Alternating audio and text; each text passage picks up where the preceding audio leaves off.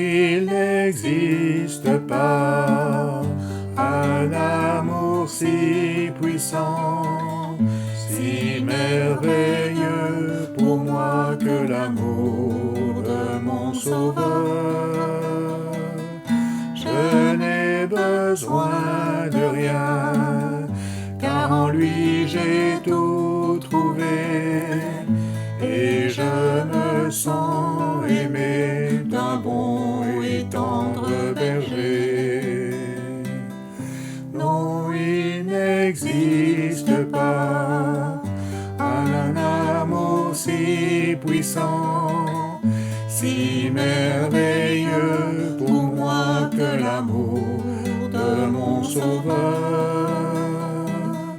Je n'ai besoin de rien, car en lui j'ai tout trouvé, et je me sens aimé d'un bon et tendre berger.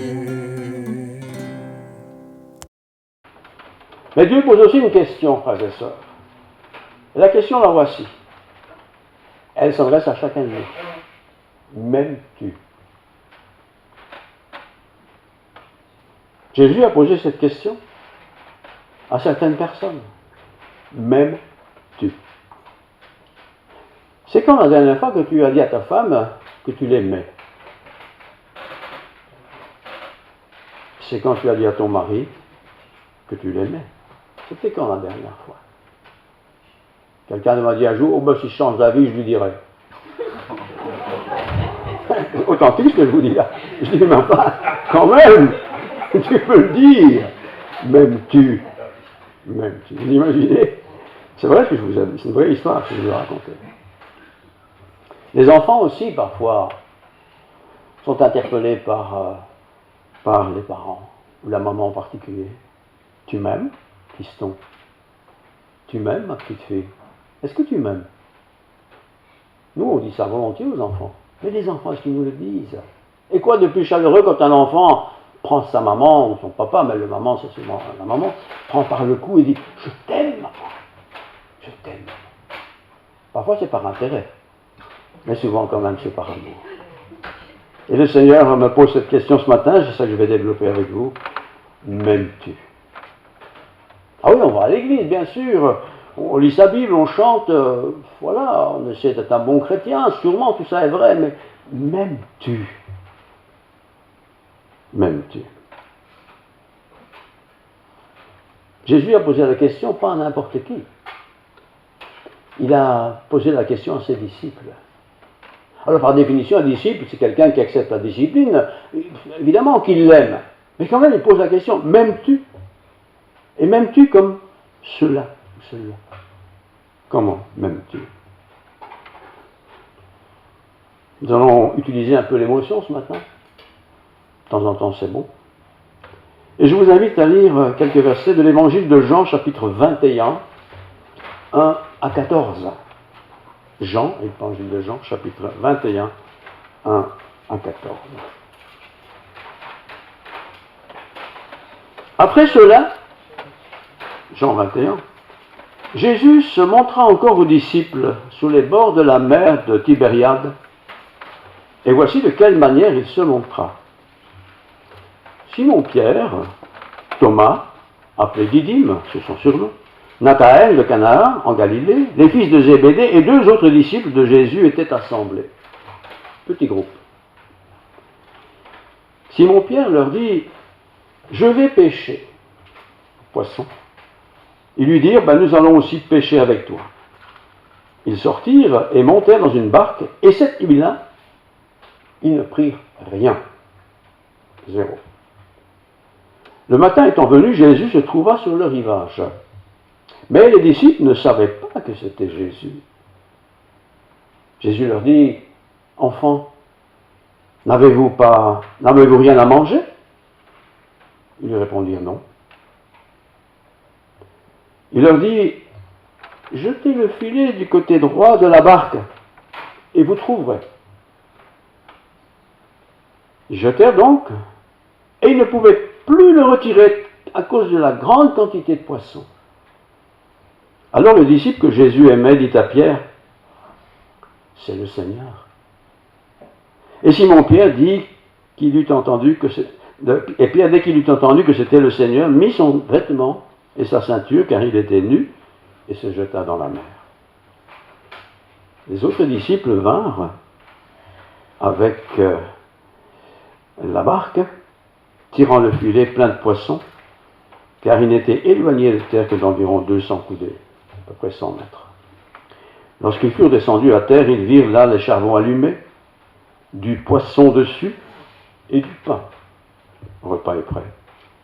Jésus leur dit, apportez les poissons que vous venez de prendre. Simon-Pierre monta dans la barque et tira à terre le filet rempli de 153 gros poissons. Et quoi qu'ils aient tant pris, les filets ne se rompirent point. Écoutez la parole de Dieu. Après cela, Jésus montra encore à ses disciples sur les bords de la mer du Tibériade, et voici de quelle manière il montra. Simon-Pierre, Thomas, appelé Didyme, Nathanaël de Cana à Galilée, les fils de Zébédée et 2 autres disciples de Jésus étaient ensemble. Simon-Pierre leur dit, je vais pêcher. Ils lui dirent, nous allons aussi avec toi. Ils sortirent et montèrent dans une barque, et cette nuit-là, ils ne prirent rien. Rien. Le matin étant venu, Jésus se trouva sur le rivage. Mais les disciples ne savaient pas que c'était Jésus. Jésus leur dit, enfants, n'avez-vous rien à manger? Ils répondirent, non. Il leur dit, jetez le filet du côté droit de la barque, et vous trouverez. Ils le jetèrent donc, et ils ne pouvaient plus le retirer, à cause de la grande quantité de poissons. Alors le disciple que Jésus aimait dit à Pierre, c'est le Seigneur. Et Simon-Pierre, dès qu'il eut entendu que c'était le Seigneur, mit son vêtement et sa ceinture, car il était nu, et il se jeta dans la mer. Les autres disciples vinrent avec la barque, tirant le filet plein de poissons, car il n'était éloigné de terre que d'environ 200 coudées, une centaine de mètres. Lorsqu'ils furent descendus à terre, ils virent là des charbons allumés, du poisson dessus et du pain. Jésus leur dit, apportez ce poisson que vous venez de prendre. Simon-Pierre monta dans la barque et tira à terre le filet plein de 53 grands poissons. Et quoiqu'il n'y eût tant de poissons, le filet ne se rompit point. Jésus leur dit, venez, mangez. Et aucun des disciples n'osait lui demander, mais qui es-tu? Sachant que c'était le Seigneur. Jésus s'approcha, prit le pain et leur en donna. Il fait de même avec le poisson.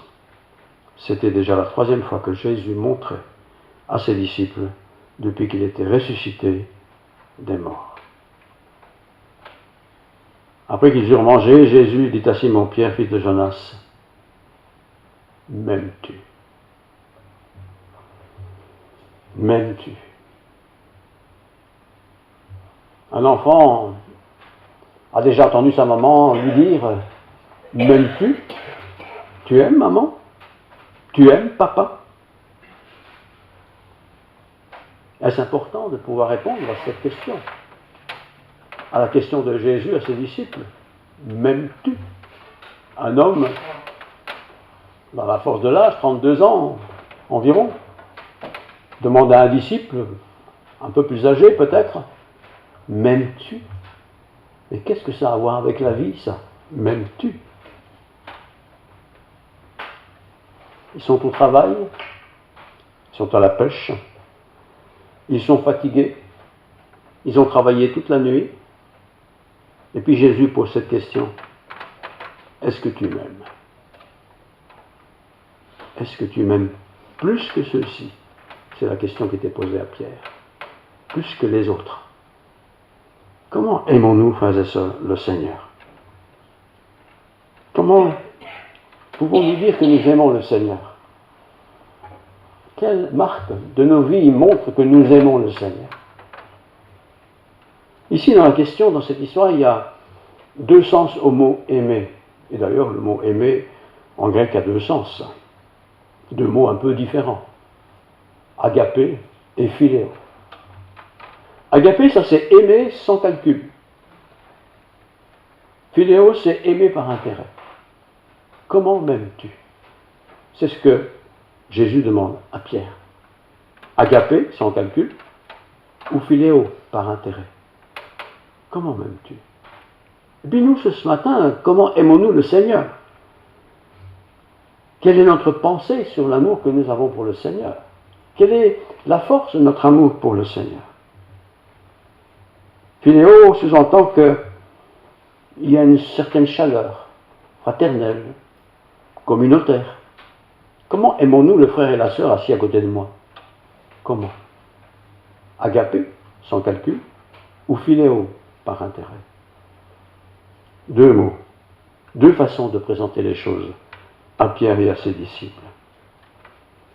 C'est un amour que Dieu demande, qui est combiné avec son amour.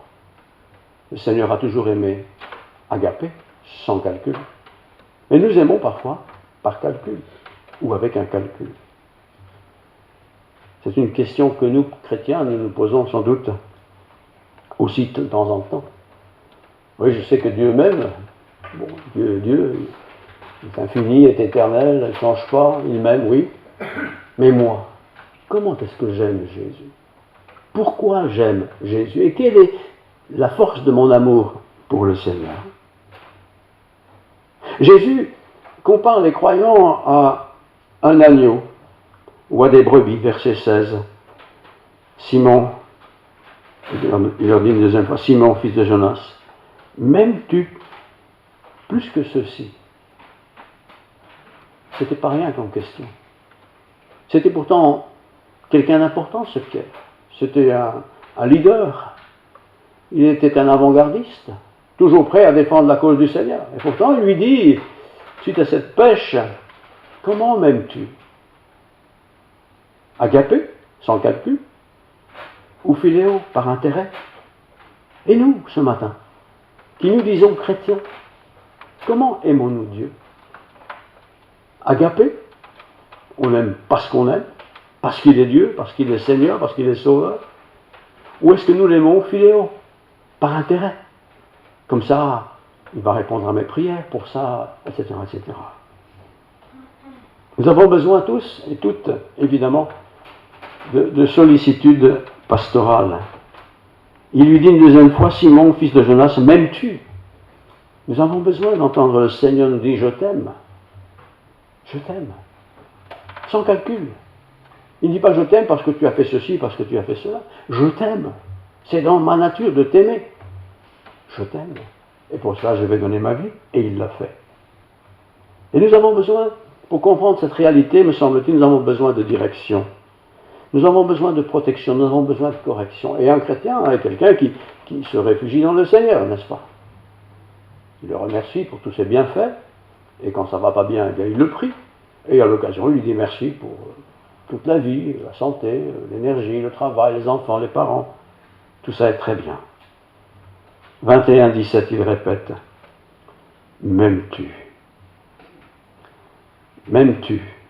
Et il répondit, Seigneur, tu sais toutes choses.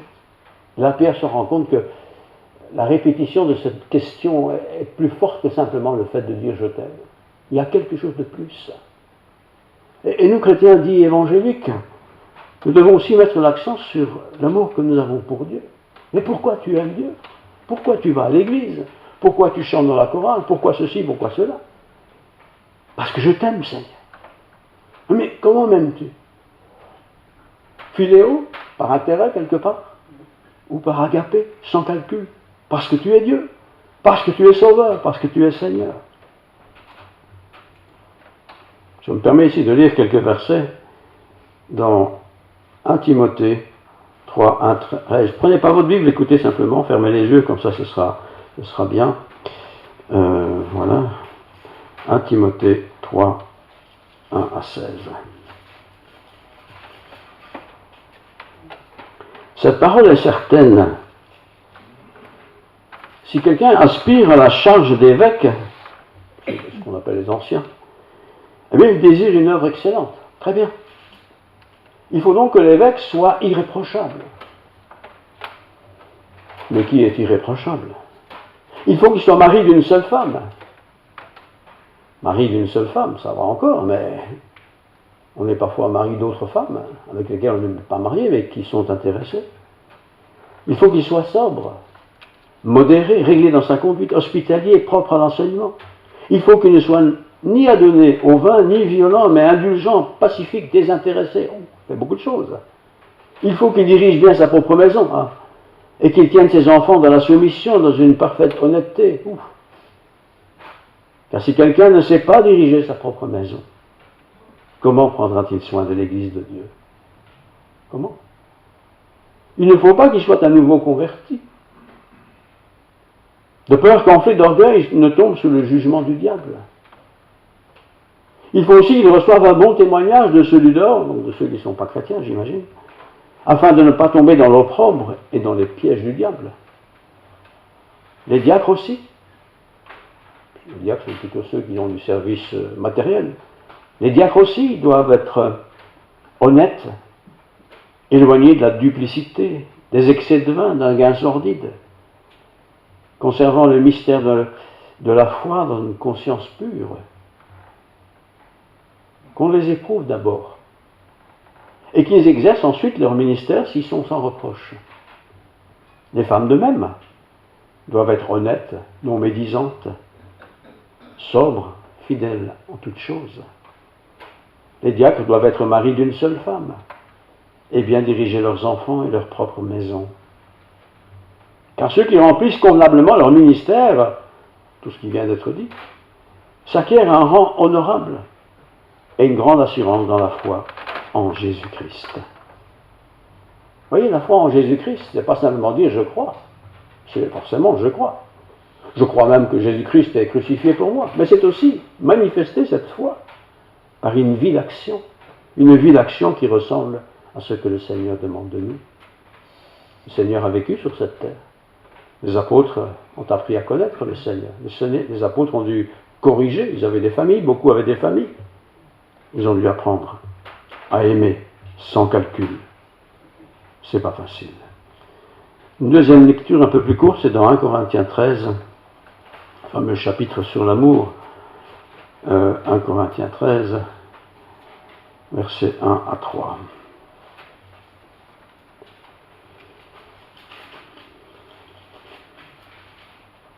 Quand je parlerai les langues des hommes et des anges, c'est les langages, hein, si je n'ai pas l'amour, je suis un airain qui résonne. Bon. Je suis une cymbale qui retentit. Et quand j'aurai le don de prophétie, c'est-à-dire annoncer les choses, quand j'aurai même la science de tous les mystères, et que j'aurai même toute la connaissance, la grosse tête, quoi. Quand j'aurai même toute la foi jusqu'à transporter les montagnes, si je n'ai pas l'amour, je ne suis rien. Et quand je distribuerai tous mes biens pour la nourriture des pauvres, quand je livrerai même mon corps pour être brûlé, si je n'ai pas l'amour, cela ne me sert de rien. L'amour, agapé, celui qui ne calcule pas. L'amour est passion. Il est plein de bonté. L'amour n'est point envieux. L'amour ne se vante pas, ne s'enfle pas d'orgueil. L'amour ne fait rien de malhonnête. Il ne cherche pas son intérêt. Il ne s'irrite point. Il ne soupçonne point le mal. Il ne se réjouit point de l'injustice, mais il se réjouit de la vérité. Il excuse tout. Il croit tout. Il espère tout. Il supporte tout. L'amour ne périt jamais, l'amour agapé, ne périt jamais. Les prophéties seront abolies. Les langues cesseront. La connaissance sera abolie. Car nous connaissons en partie et nous prophétisons en partie. Mais quand ce qui est parfait sera venu, ce qui est partiel sera aboli. Lorsque j'étais enfant, je parlais comme un enfant, je pensais comme un enfant, je raisonnais comme un enfant. Lorsque je suis devenu homme, femme, j'ai fait disparaître ce qui est de l'enfant. Aujourd'hui, nous voyons au moyen d'un miroir, la Bible comme un miroir, d'une manière obscure, tout n'est pas toujours clair. Mais alors, quand je serai près de Dieu, nous verrons face à face. Aujourd'hui, je connais en partie, mais alors, je connaîtrai comme j'ai été connu. Je connaîtrai comme j'ai été connu. Maintenant, donc, ces trois choses demeurent. La foi, on a confiance. L'espérance, on a confiance dans la parole de Dieu. Et l'amour agapé, sans calcul. Mais la plus grande de ces choses, c'est l'amour. Pierre, on le connaît comme le disciple leader, toujours prêt à défendre la cause de Jésus, toujours prêt à mener les autres disciples à suivre le Seigneur. Et certainement bien d'autres personnes que les disciples, probablement aussi les femmes de ses disciples, probablement sa propre famille. C'est un leader. Mais ce leader a quand même eu une grande et sévère désolation. Il a trahi le Seigneur. Je ne connais pas. Pierre, tu le connais, on t'a vu. Je ne le connais pas. Je vous dis que je ne le connais pas. Il nous arrive aussi, frères et sœurs, d'être un peu comme ça. Oh, tout va bien, tout va bien. Mais arrive la difficulté, ou le malheur, ou le drame, ou la catastrophe. Alors là, on devient plus fragile. On devient parfois très fragile. Toujours prêt à l'abandon. 1 Corinthiens 13. 3 choses demeurent. La foi, l'espérance et l'amour. Et la plus grande de ces choses, c'est l'amour.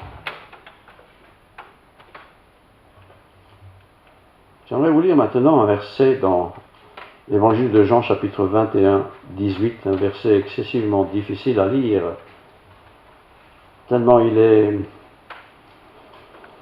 est prenant dans nos tripes, faut dire la vérité. Jean 21, verset 18.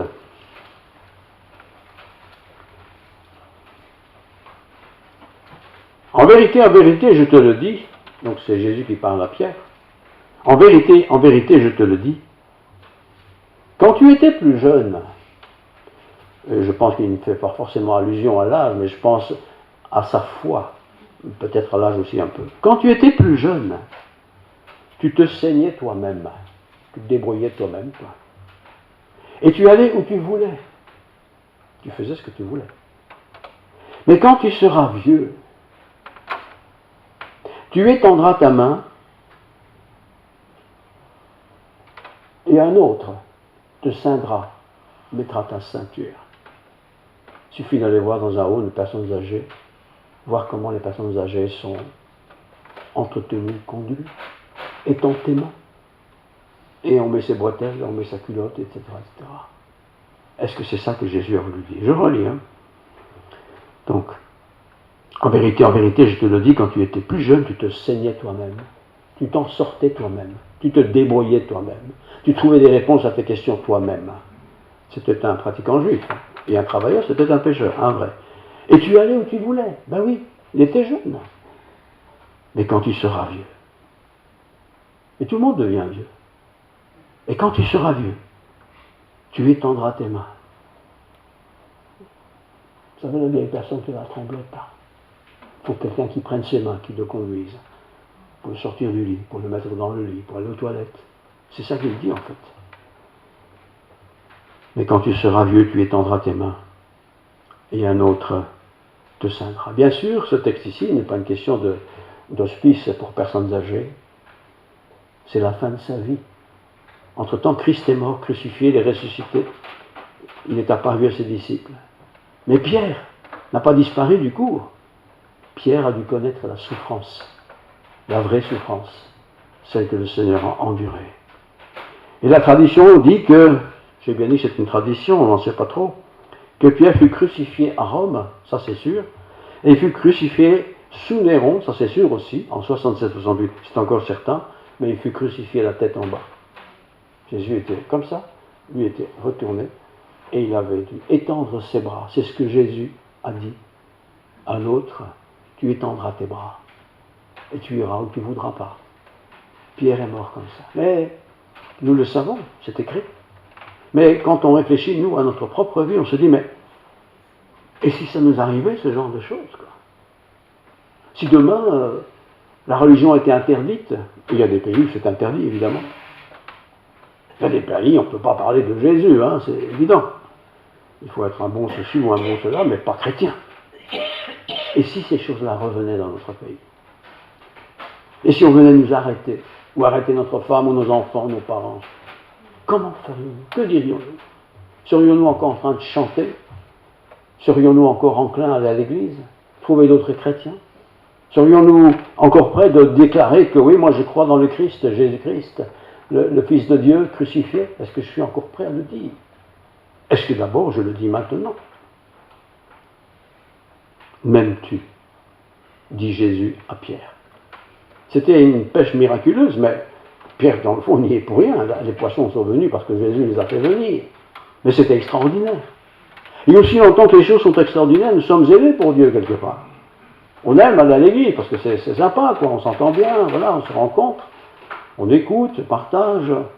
On n'est pas bien, on prie, d'autres prient pour nous. Enfin, tout ça, c'est très bien. Mais arrive le moment, peut-être, j'aurai les pieds liés, les mains liées. J'aurais peut-être, comme Pierre, semble-t-il, je serais crucifié la tête en bas, ou fusillé, ou jeté dans un trou. Il suffit de regarder les guerres horribles que notre Europe a connues autrefois, par quelques fanatiques. M'aimes-tu? Et si je pose la question ce matin, je me la pose d'abord à moi, forcément. Est-ce que tu aimes Dieu, toi, vraiment? Est-ce que tu aimes Jésus? Est-ce que tu aimes l'Esprit de Dieu qui t'a été donné? M'aimes-tu? Ah oui, je t'aime, bien sûr que je t'aime. J'ai un bon boulot, j'ai un bon travail. Ma femme me fait à manger tous les jours. Mes enfants, bah ça va, ils sont corrects. Ah, je t'aime, Seigneur. Oui. Enlève tout ça. Enlève tout ça. Et en plus, on imagine la torture qui est décrite ici pour cet homme, pour ces personnes.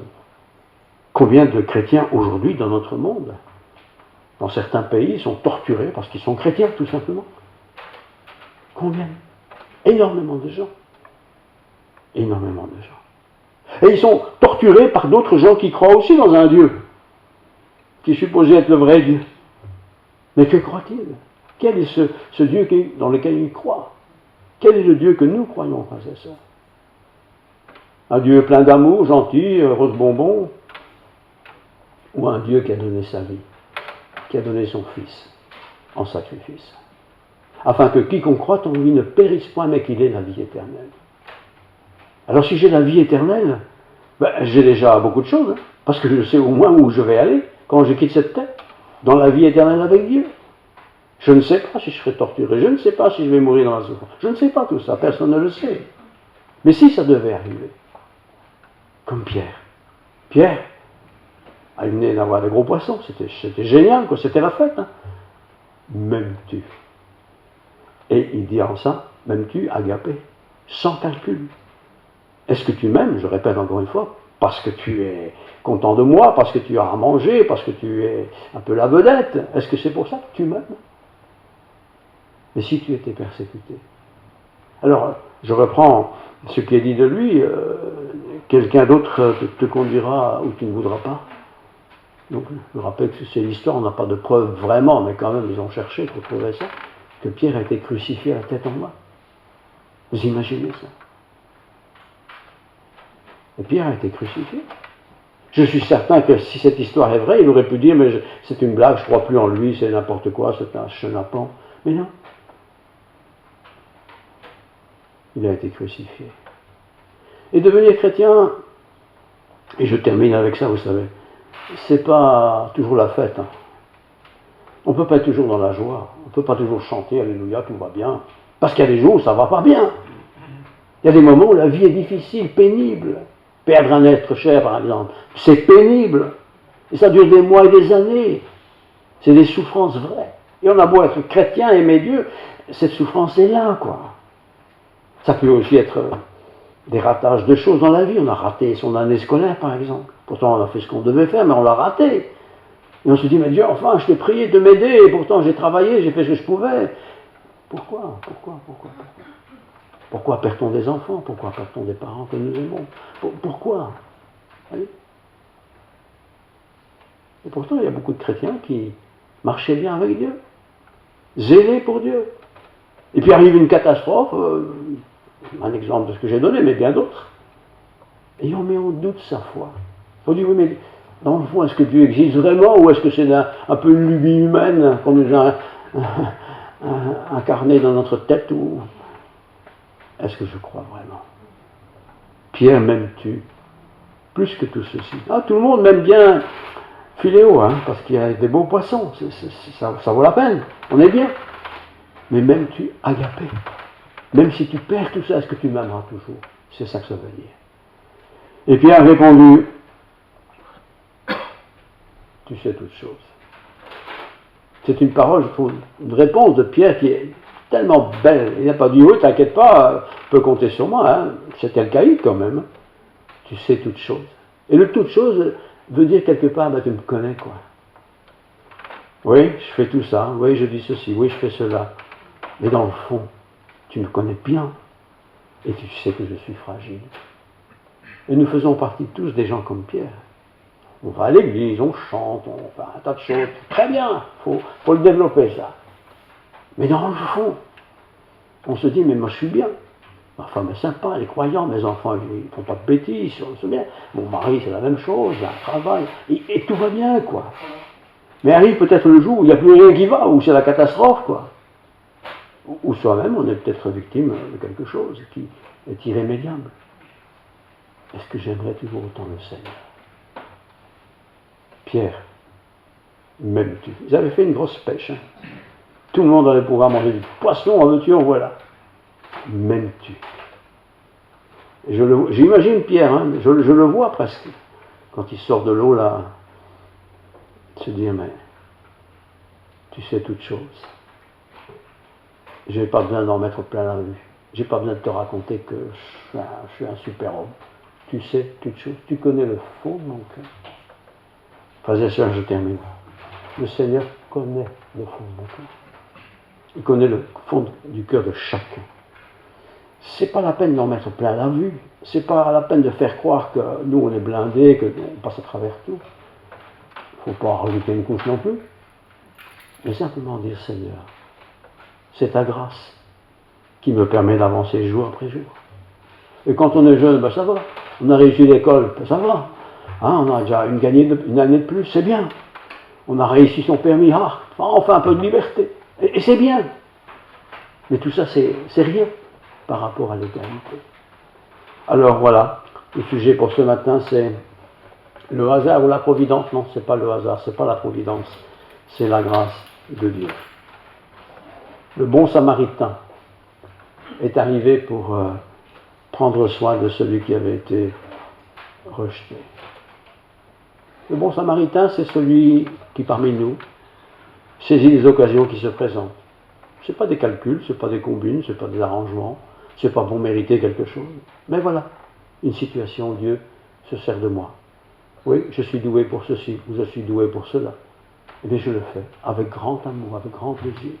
Et quand je l'ai fait, je ne me prends pas la tête parce que je l'ai fait. Merci, parce que j'ai pu le faire. Que Dieu soit béni. Alors, qu'il ne sorte pas de paroles mauvaises de notre bouche, pas facile ça, mais plutôt des paroles de grâce. Il faut contrôler sa bouche, parce que par notre bouche, on fait parfois beaucoup de dégâts. Contrôler, c'est pas facile. Contrôler nos actes aussi.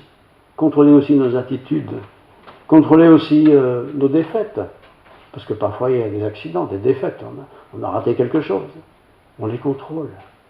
Seigneur, qu'est-ce que tu veux? Pourquoi je passe ce chemin? Je ne sais pas. Mais tu es avec moi, ça me réjouit. Et je suis content. Prions le Seigneur. Seigneur, merci pour ta parole qui est la vérité. Et quand tu as dit à Pierre, m'aimes-tu plus que cela? Ça devait être quelque chose qui a marqué d'une manière indélébile le cœur de Pierre. Tu sais toutes choses, c'était sa réponse. Tu sais toutes choses.